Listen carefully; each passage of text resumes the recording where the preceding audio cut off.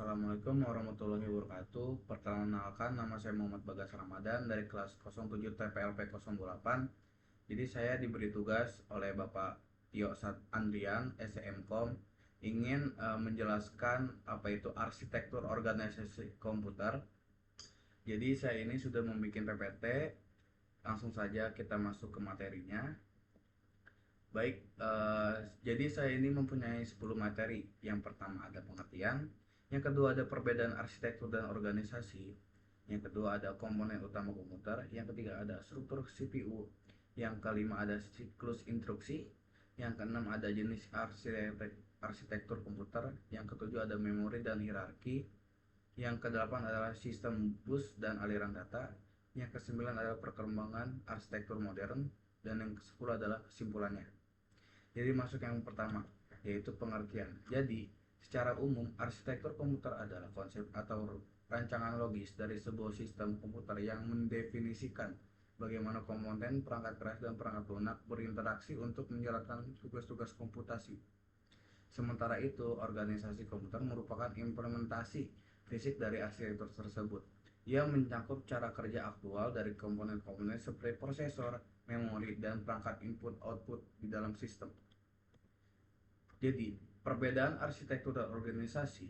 Yang pertama itu adalah di bagian arsitektur komputer yang ada konsep dan desain logis, set instruksi format, dan yang ketiga dapat dimengerti oleh programmer. Kalau misalkan organisasi komputer, yang pertama ada implementasi fisik, aliran data, kontrol sinyal, dapat diimplementasikan secara efisien. Jadi, perbedaannya terletak pada abstrak levelnya.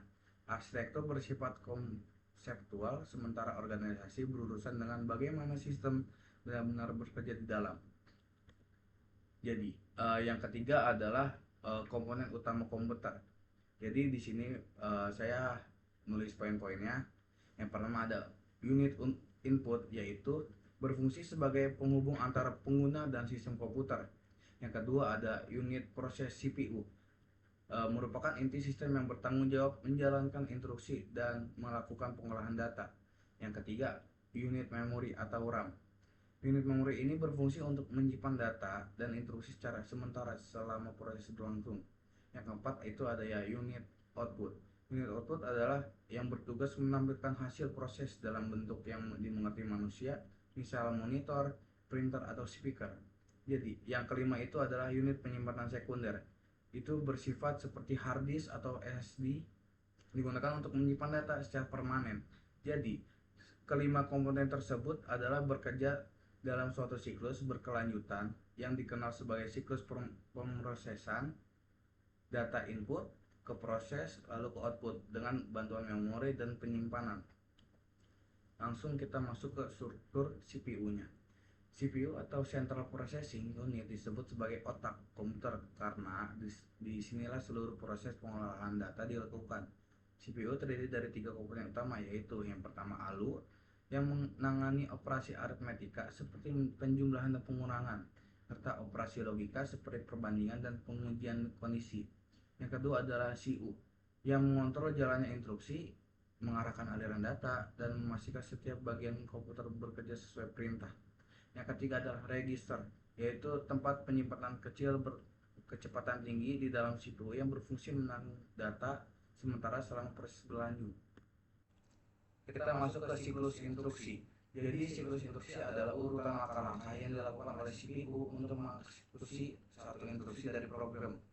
Siklus ini terdiri dari 4 tahap utama. Yang pertama fetch atau pengambilan. Jadi fetch ini adalah instruksi dari memori utama menggunakan program. Yang kedua adalah decode atau penerjemahan.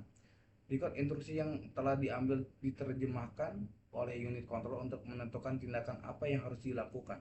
Jadi yang ketiga adalah execute atau pelaksanaan.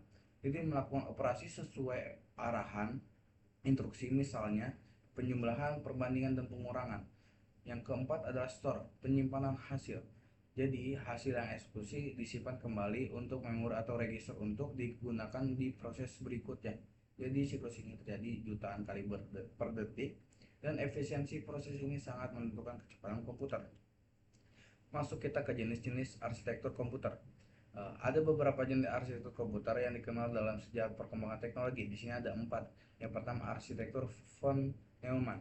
Jadi von Neumann itu adalah model tradisional di mana program dan data disimpan dalam memori yang sama. Yang kedua adalah arsitektur Harvard.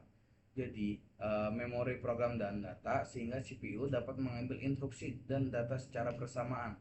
Yang ketiga adalah RISC, yaitu memori dan data sehingga CPU dapat mengambil dan menekankan pada instruksi sederhana yang dapat dieksekusi dalam satu siklus. Yang keempat adalah SCISC, yaitu menggunakan instruksi kompleks yang dapat melakukan banyak operasi. Jadi pemilihan arsitektur sangat berpengaruh pada kecepatan, efisiensi, dan kompatibilitas perangkat keras serta perangkat lunak. Masuk kita ke memori dan hierarki. Jadi, sistem memori pada komputer tersusun secara hierarki berdasarkan kecepatan, kapasitas, dan biaya urutannya, yaitu yang di sini saya ada 5. Yang pertama register.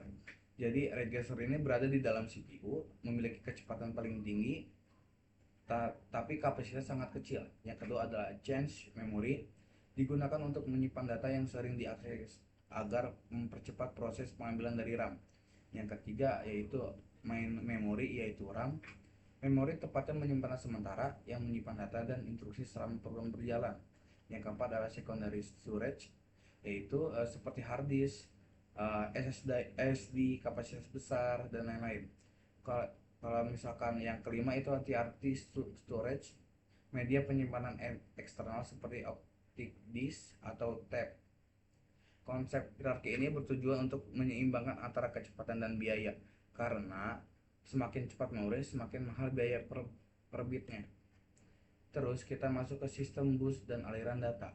Sistem bus adalah jalur komunikasi utama di dalam komputer yang membuka sebagai komponen seperti CPU, memori, dan perangkat input-output. Ada 3 jenis utama di dalam bus tersebut. Yang pertama adalah bus data, digunakan untuk mentransfer data antara komponen. Yang kedua ada bus alamat, mengidentifikasi lokasi memori atau perangkat yang akan diakses.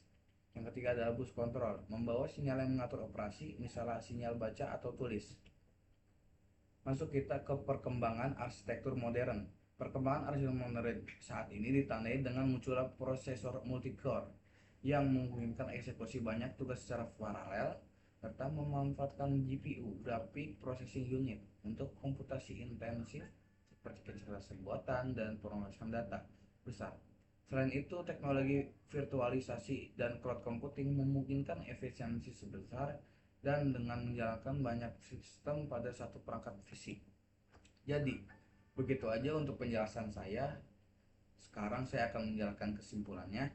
Dari seluruh pembahasan yang sudah saya jelaskan, dapat disimpulkan bahwa arsitektur komputer adalah rancangan logis, sedangkan organisasi komputer adalah implementasi nyata dari rancangan tersebut. Keduanya tidak bisa dipisahkan karena saling melengkapi. Arsitektur menentukan bagaimana sistem bekerja dari sudut pandang pengguna dan pemrogramannya, sedangkan organisasi menentukan bagaimana sistem itu diwujudkan di tingkat perangkat keras. Jadi segitu saja penjelasan saya yang bisa saya sampaikan. Maaf jika saya ada salah-salah kata atau penjelasan yang kurang jelas. Assalamualaikum warahmatullahi wabarakatuh.